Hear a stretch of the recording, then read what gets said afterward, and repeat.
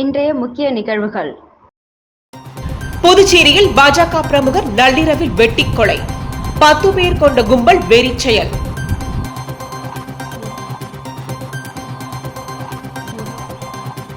கூட்டணிக்கான அதிமுகவின் கதவை மூடியது போல் தவேகாவின் கதவையும் மூடிவிட்டேன், விசிக தலைவர் திருமாவளவன் பேச்சு. ராகு கேது பயிற்சி, மொரட்டாண்டி சனீஸ்வர பகவான் ஆலயத்தில் சிறப்பு அபிஷேகம்.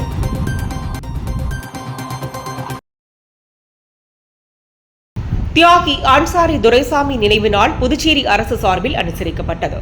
இதனையொட்டி மகாத்மா காந்தி வீதி சர்தார் வல்லபாய் பட்டேல் சாலை சந்திப்பில் அமைந்துள்ள அவரது திருவுருவ சிலைக்கு சட்டப்பேரவைத் தலைவர் செல்வம், பொதுப்பணித்துறை அமைச்சர் லட்சுமி நாராயணன், ஆதி திராவிடர் மற்றும் பழங்குடியினர் நலத்துறை அமைச்சர் சாய்ஜி சரவணகுமார், சட்டப்பேரவை துணைத் தலைவர் ராஜவேலு, சட்டமன்ற உறுப்பினர் தட்சிணாமூர்த்தி ஆகியோர் மாலை அணிவித்து மரியாதை செலுத்தினர்.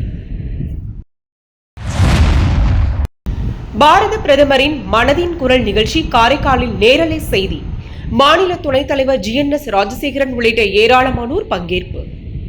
பிரதமர் நரேந்திர மோடி ஒவ்வொரு மாதமும் கடைசி ஞாயிறு அன்று அகில இந்திய வானொலி மூலம் மனதின் குரல் நிகழ்ச்சியில் மக்களோடு கலந்துரையாடி வருகிறார். அந்த வகையில் இன்றைய கலந்துரையாடல் தூர்தர்ஷன் தொலைக்காட்சி மூலம் காரைக்கால் மாவட்டம் திருப்பட்டினத்தில் நேரலையில் ஒளிபரப்பு செய்யப்பட்டது. இதில் புதுச்சேரி மாநில பாஜக துணைத் தலைவர்கள் GNS ராஜசேகரன், VMC கணபதி, மாவட்ட பொறுப்பாளர் மீனாட்சி சுந்தரம் உள்ளிட்ட ஏராளமான பாஜகவினர் பிரதமரின் மனதின் குரல் நிகழ்ச்சியை நேரலையில் கண்டு ரசித்தனர். மனதின் குரல் நிகழ்ச்சியில் பேசிய பிரதமர் மோடி, ஏப்ரல் 22ஆம் தேதி பஹல்காமில் நடந்த பயங்கரவாத சம்பவம் நாட்டின் ஒவ்வொரு குடிமகனையும் காயப்படுத்தியுள்ளது. இந்த தாக்குதலுக்கு சதித்திட்டம் தீட்டியவர்கள் மற்றும் குற்றவாளிகள் கடுமையான பதிலடியை எதிர்கொள்வார்கள் என்று பேசினார்.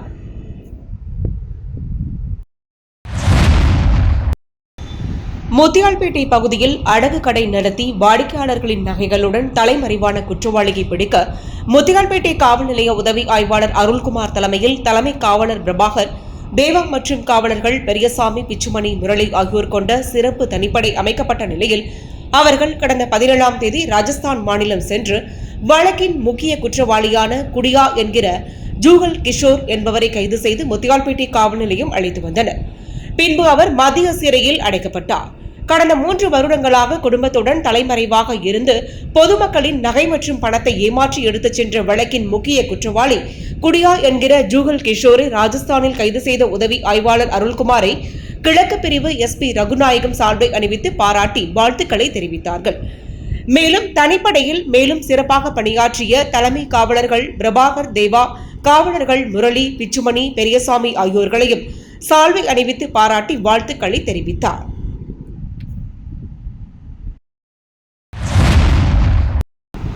மேல்மலையனூர் அங்காளம்மன் கோயிலில் பக்தர்கள் தரிசனம் செய்ய டிக்கெட் வழங்காமல் காத்திருக்க வைக்கும் கோவில் நிர்வாகம். விழுப்புரம் மாவட்டம் செஞ்சி வட்டம் மேல்மலையனூர் கோவிலில் பக்தர்களை அலைக்கழிக்கும் கோவில் நிர்வாகம் டிக்கெட் கொடுக்காமல் சுமார் 1 மணி நேரத்திற்கு மேலாக பக்தர்களை நிற்க வைப்பதால் டிக்கெட் கவுண்டரில் கூட்டம் அலைமோதுகிறது. கூட்ட நெரிசலில் சிலருக்கு மூச்சு திணறலும் ஏற்பட்டு அவதிப்படுகின்றனர். கோவில் நிர்வாகத்தினர் குறிப்பிட்ட பணம் பெற்றுக்கொண்டு கோவில் மூலவர் திசையில் முக்கிய ஆட்களை மட்டும் அனுப்புவதாகவும், முறையாக டிக்கெட் வாங்கி செல்லும் பக்தர்களை சுமார் 1 மணி நேரமாக காத்திருக்க வைப்பதாகவும் கோயில் டிக்கெட்டிற்காக காத்திருக்கும் பக்தர்கள் குற்றம் சாட்டியுள்ளனர். ஆட்சி அதிகாரத்தில் பங்கு, துணை முதல்வர் பதவி என்று ஆசை வார்த்தைகள் கூறி தன்னை வீழ்த்திட முடியாது என்று விடுதலை சிறுத்தைகள் கட்சி தலைவர் தொல் திருமாவளவன் தெரிவித்துள்ளார். கூட்டணி தர்மத்திற்காக தனக்காக திறந்து வைக்கப்பட்டிருந்த அதிமுக கதவை மூடியது போன்று விஜய் திறந்து வைத்திருந்த கதவையும் மூடினேன் என்றும் விளக்கம். புதுச்சேரி அடுத்த திருபுவனையில் புதிதாக அமைக்கப்பட்ட அம்பேத்கரின் முழு திருவுருவ சிலை திறப்பு விழா நிகழ்வு நடைபெற்றது. இதில் விடுதலை சிறுத்தைகள் கட்சியின் தலைவர் தொல் திருமாவளவன் சிறப்பு விருந்தினராக கலந்து கொண்டு சிலையை திறந்து வைத்து தொடர்ந்து கட்சியில் பல்வேறு நிலைகளில் பணியாற்றியவர்களுக்கு விருதுகள் மற்றும் பரிசுகளை வழங்கி கௌரவித்தார். தொடர்ந்து நிகழ்ச்சிகள் பேசிய அவர், கிராமங்கள் தோறும் அம்பேத்கர் சிலைகள் அமைப்பதை விட அவர் பெயரில் ஒரு படிப்பகத்தை கட்டி எழுப்ப வேண்டும், அதுதான் அடுத்த தலைமுறைக்கு செய்யக்கூடிய பெரும் செயல் என்று குறிப்பிட்டார். மாணவர்களுக்கு படிக்கின்ற பழக்கத்தை உருவாக்க வேண்டும், படிப்பு என்பது ஒரு கலை என்றும் தெரிவித்தார். 40 ஆண்டுகளுக்கு முன்பு 2 பாராளுமன்ற உறுப்பினர்களை கொண்ட ஒரு கட்சியாக பாரதிய ஜனதா கட்சி இருந்தது. சாதி ஒழிப்பு, சகோதரத்துவம், சமத்துவம், இடஒதுக்கீட்டை வெளிப்படையாக ஆதரிக்காத கட்சி ஒன்று இந்தியாவில் உண்டு என்றால் அது பிஜேபி தான் என்றும் குற்றம் சாட்டினார். மற்ற கட்சிகள் போலியாக பேசுகிறார்கள், நடைமுறையில் இருக்கிறதோ இல்லையோ, ஆனால் பேசுகிறார்கள். ஆனால் பாரதிய ஜனதா கட்சி என்றைக்காவது சாதி ஒழிக என்று சொன்னது உண்டா? பெண்களுக்கான சமத்துவத்தை, பெண்களுக்கான உரிமைகளை முன்னிறுத்தி உயர்த்தி பேசியது உண்டா? சாதி வழக்கத்தை எதிர்த்து RSS இயக்கம் என்றைக்காவது போராடியது உண்டா என அடுக்கடுக்கான கேள்விகளை எழுப்பினார். தமிழகத்தில் நடைபெற்ற வேங்கை வயல், கள்ளக்குறிச்சி மேல்பாதி உள்ளிட்ட பல்வேறு பிரச்சனைகளாக இருந்தாலும் திமுக அரசின் தமிழக காவல்துறையை கண்டித்து பல போராட்டங்களை நடத்தியுள்ளதாக தெரிவித்த திருமாவளவன், தற்போதெல்லாம் அதிமுக போராட்டங்களை நடத்த வேண்டியதுதானே என்றும் அவர் கேள்வி எழுப்பினார்.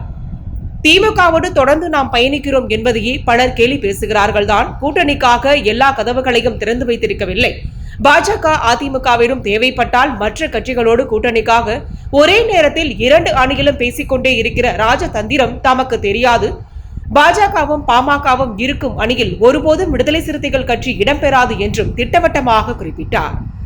புதிதாக கட்சி தொடங்கி இருக்கிற நடிகர் விஜய் கூட புத்தக வெளியீட்டு விழாவிற்கு வரும்படி அழைப்பு விடுத்த போது அது ஒரு தவறான யூதத்தை கொடுத்துவிடக் கூடாது, நாம் இருக்கிற அணியில் தொடர வேண்டும், அப்படி ஒரு குழப்பத்தை ஏற்படுத்திவிடக் கூடாது, அதன் மூலம் நாம் இருக்கிற அணி பலவீனப்பட்டால் பாரதிய ஜனதாவிற்கு சாதகமாக அரசியல் சூழல் மாறிவிடும் என்பதையெல்லாம் யூகித்து அந்த விழாவையே புறக்கணித்தேன். எனக்காக திறந்து வைக்கப்பட்டிருந்த அதிமுக கதவை மூடியது போன்று விஜய் திறந்து வைத்திருந்த கதவையும் மூடினேன் என்று குறிப்பிட்ட திருமாவளவன், ஆட்சியில் பங்கு, துணை முதல்வர் பதவி என்று ஆசை வார்த்தைகளால் தன்னை வீழ்த்திவிட முடியாது என்று தெரிவித்த திருமாவளவன், அரசியலில் தான் எடுக்கிற முடிவு ஒவ்வொன்றும் அம்பேத்கரின் கருத்துக்களை மனதில் வைத்துக் கொண்டுதான் முடிவெடுப்பதாகவும் தெரிவித்தார்.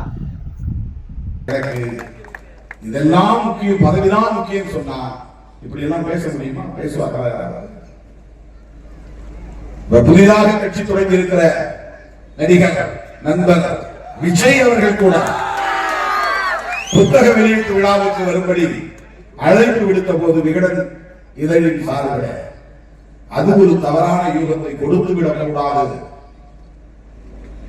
நாம் இருக்கிற அணியில் தொடர வேண்டும், அப்படி ஒரு குழப்பத்தை ஏற்படுத்திவிடக் கூடாது, அதன் மூலம் நாம் இருக்கிற அணி பலவீனப்பட்டால் பாரதிய ஜனதாவுக்கு சாதகமாக அரசியல் சூழல் மாறிவிடும் என்பதையெல்லாம் யூகித்து அந்த விழாவை புறக்கணித்தவர் திருமாவளவன். அவர்கிட்ட சொன்னார், அண்ணன் நமக்கு வரல, ஆனால் அவர் மனசு நம்மோட இருக்கும்.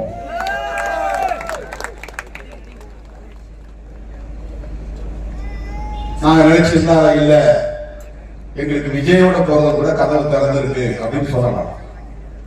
அந்த கதவையும் நான் மூடினேன். அதுதான் திருமாவளவன். பாஜக தலைமையிலான அணி, அதையும் மூடினேன். அப்போதே நான் சொன்னேன், அதிமுக நமக்கு பல தொகுதிகளை தருவதற்கு தயாராக இருக்கிறது, கூட்டணி அரசுக்கும் ஆட்சிக்கும் அது உடன்பட தயாராக இருக்கிறது, போனால் துணை முதலமைச்சரையும் கோரலாம், கூடுதலாக 3-4 அமைச்சர் பதவிகளையும் பெறலாம், இப்படியெல்லாம் ஆசை காட்டிய சிலர் உண்டு. நீங்கள் நினைக்கிற சராசரி அரசியல்வாதி அல்ல திருமாவளவன் என்பதை பல சந்தர்ப்பங்களில் நான் உறுதிப்படுத்தியிருக்கிறேன். இந்த ஆசைகளால் திருமாவளவனை வீழ்த்திவிட முடியாது. புதுச்சேரி நகர பகுதியில் போலீசார் தீவிர ரோந்து பணியில் ஈடுபட்டனர். Othiyanchalai police inspector Senthilkumar, sub இன்ஸ்பெக்டர்கள் சந்திரசேகரன், ராஜன் ஆகியோர் தலைமையில் போலீசார் நேற்றிரவு புதுச்சேரி நகர பகுதிகள், கடற்கரை சாலை, அண்ணா சாலை, புசி வீதி, சுப்பையா சாலை உள்ளிட்ட இடங்களில் தீவிர ரோந்து பணியில் ஈடுபட்டனர். தொடர்ந்து போலீஸ் நிலையத்திற்குட்பட்ட பகுதியில் உள்ள ரவுடிகளின் வீடுகளில் இரவு திடீர் சோதனையில் ஈடுபட்டதால் பரபரப்பு நிலவியது.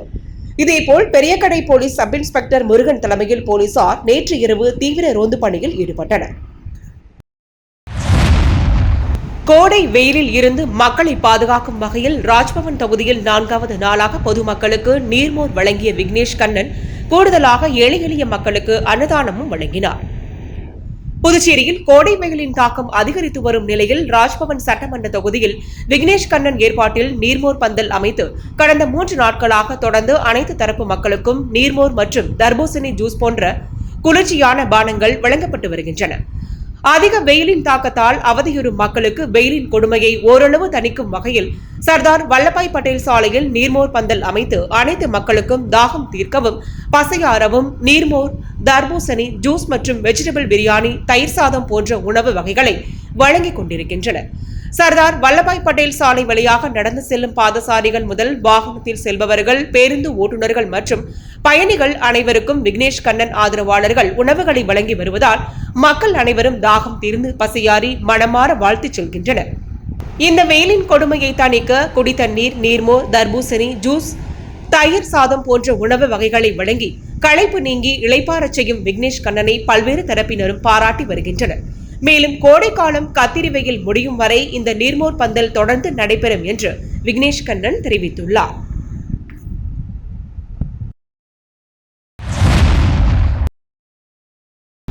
புதுச்சேரியில் நள்ளிரவில் பாஜக பிரமுகரும் ரவுடியுமான உமாசங்கரை நள்ளிரவில் 10 பேர் கொண்ட மர்ம கும்பல் வெட்டி படுகொலை செய்த சம்பவம் புதுச்சேரியில் பரபரப்பை ஏற்படுத்தியுள்ளது. புதுச்சேரி சாமிப்பிள்ளை தோட்டம் பகுதியைச் சேர்ந்தவர் உமாசங்கர். இவர் காமராஜர் நகர் தொகுதி பாஜக பொறுப்பாளராக உள்ளார். இவர் மீது வழிப்பறி, பாலியல் தொழில், கொலை உள்ளிட்ட பல்வேறு வழக்குகள் நிலுவையில் உள்ளது. மேலும் லாஸ்பேட்டை காவல் நிலையத்தின் ரவுடிகள் பட்டியலில் இருக்கும் இவர் புதுச்சேரி பாஜகவின் மாநில இளைஞர் அணி துணைத் தலைவராக இருந்து வந்துள்ளார். இந்நிலையில் இன்று தொழிலதிபர் ஜோர்ஜ் சார்லஸ் மார்டின் பிறந்தநாள் விழா கருவடிக்குப்பம் பகுதியில் உள்ள பாரிஸ் திருமண நிலையத்தில் நடைபெற இருந்த நிலையில் அதற்கான ஏற்பாடுகளை அவர் நேற்று இரவு மேற்கொண்டிருந்தார். அந்த பணிகளை முடித்துவிட்டு அங்கிருந்து நள்ளிரவு 12 மணியளவில் தனது இருசக்கர வாகனத்தில் வீட்டிற்கு புறப்பட்டார். அப்போது அங்கு 5 இருசக்கர வாகனங்களில் வந்த 10க்கும் மேற்பட்ட கும்பல் உமாசங்கரை அரிவாள் மற்றும் கத்தியால் சரமாரியாக வெட்டிவிட்டு தப்பிச் சென்றனர். இதில் ரத்த வெள்ளத்தில் சம்பவ இடத்திலேயே உமாசங்கர் உயிரிழந்தார். தகவல் அறிந்து வந்த உமாசங்கரின் தாய் மற்றும் அவரது மனைவி சாலையில் படுகொலை செய்யப்பட்டு கிடந்த அவரது உடலை கண்டு கதறி அழுத்தனர். இதனிடையே சீனியர் எஸ்பி கலைவாணன் தலைமையில் லாஸ்பேட்டை காவல் நிலைய போலீசார் சம்பவ இடத்திற்கு விரைந்தனர். அப்போது அவரது தாய் மற்றும் உறவினர்கள் கொலையாளிகளை கைது செய்யும் வரை உமாசங்கரின் உடலை எடுக்கக்கூடாது என்று கூறியதால் பரபரப்பு நிலவியது.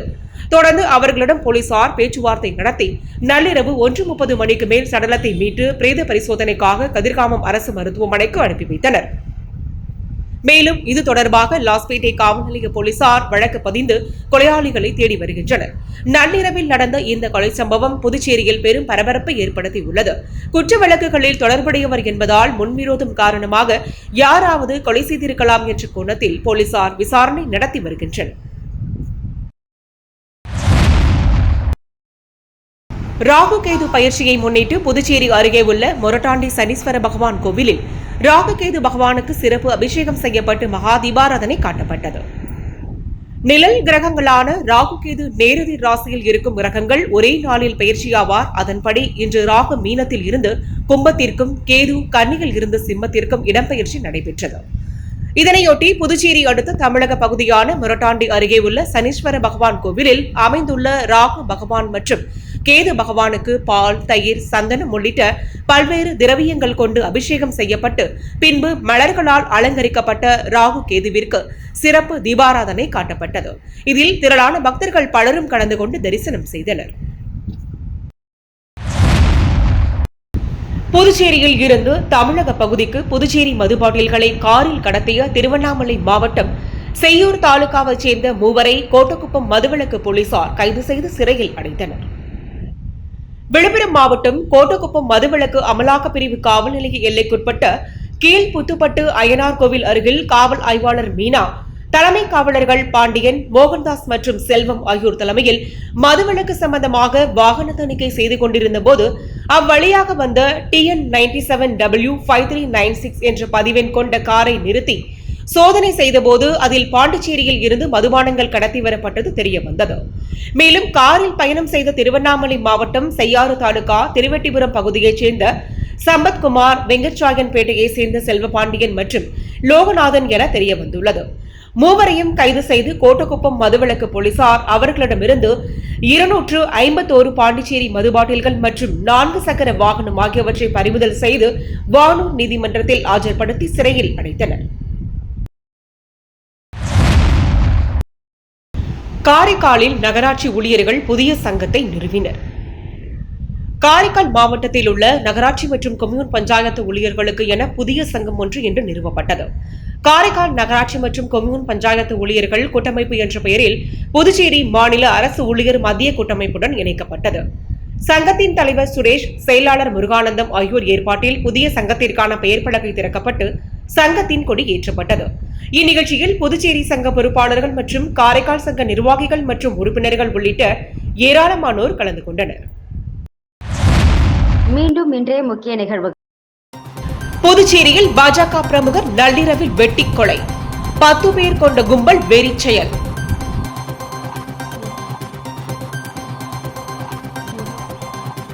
கூட்டணிக்கான அதிமுகவின் கதவை மூடியது போல் தவேகாவின் கதவையும் மூடிவிட்டேன், விசிக தலைவர் திருமாவளவன் பேச்சு. ராகு கேது பயிற்சி, மொரட்டாண்டி சனீஸ்வர பகவான் ஆலயத்தில் சிறப்பு அபிஷேகம்.